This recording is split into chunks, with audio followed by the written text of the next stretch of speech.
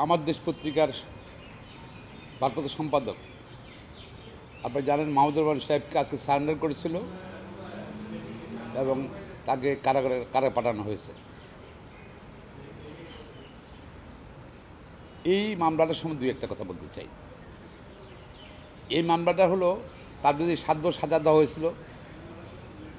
সজীব ওয়াজেদ জয় সাবেক প্রধানমন্ত্রী শেখ হাসিনার ছেলে আমেরিকা ছিল, তাকে বাংলাদেশ থেকে বসে বসে কয়েকজন তাকে হত্যা ষড়যন্ত্র করেছিল, এটা অভিযোগ ছিল আমেরিকাতে। এবং সেখানে মাহমুদুর রহমান অন্যতম আসামি ছিল। তো তার মাহমুদুর রহমান সাহেব তো অত্যাচার, নির্যাতন, গ্রেপ্তার বিভিন্ন কারণে গিয়া দেশ ছেড়ে চলে গিয়েছিল। তার অ্যাবসেন্সে এই মামলার সাক্ষী হয়েছে। আমরা সবসময় বলতাম যে নিম্ন আদালত সরকার কর্তৃক নিয়ন্ত্রিত হয়। দেখেন, আমি একটা ফটো দেখাচ্ছি এখানের মধ্যে, যে আসাদুজ্জামান নূর তাকে সাজা দিয়েছিল মাহমুদুর রহমানকে, সে মামলার সাক্ষী বা ভিকটিম, তথাকথিত ভিকটিম সজীব জয়, তাকে এগিয়ে নিচ্ছে কে? সেই সব বিচারপতি, যেই কোর্টে বিচার হবে সেই কোর্টের বিচারক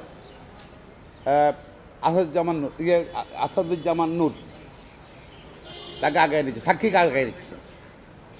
বিচারক তার এজরে থাকবে, তাকে সাক্ষীকে আগায় নিচ্ছে সজীব জয়কে।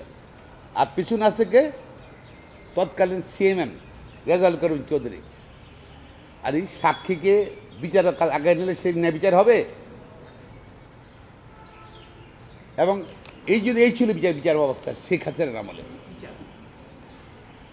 আমরা যে আসাদুজ্জামান নূর শুধু মাহমুদুর রহমান নয়, 7 জানুয়ারি তথাকথিত নির্বাচনের আগে অনেক কেসে সাজা দিয়েছে, অনেক নেতাকর্মীর সাজা দিয়েছে ফরমাইশি রায়ের মাধ্যমে।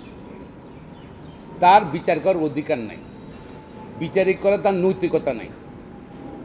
সেই যে সাক্ষীকে আগে এগিয়ে নেওয়া, সাক্ষী দিতে, এতে প্রমাণ করে তার বিচারিক মানসিকতা ছিল না, তার বিচারিক ক্ষমতা রহিত করা হোক। আমি মনে করি, আমি দাবি করছি আসাদুজ্জামান নূর যেখানে থাকুক না কেন তার বিচারিক ক্ষমতা রহিত করা হোক, তার বিরুদ্ধে ডিপার্টমেন্ট প্রসিডিং শুরু করা হোক। পাশাপাশি যে সিএমএম রেজাউল করিম চৌধুরী, তিনিও সাক্ষীকে আগায় নিচ্ছেন। সিএমএম যেখানে থাকবে না কেন তার বিরুদ্ধে আপনার রেজাউল করিম চৌধুরী, তার বিরুদ্ধে ডিপার্টমেন্ট প্রসিডিং শুরু করুক, বিচারের ক্ষমতা রহিত করুক। তারা অবিচারক সুলভ কর্মকাণ্ড করেছেন। It's a clear evidence of misconduct.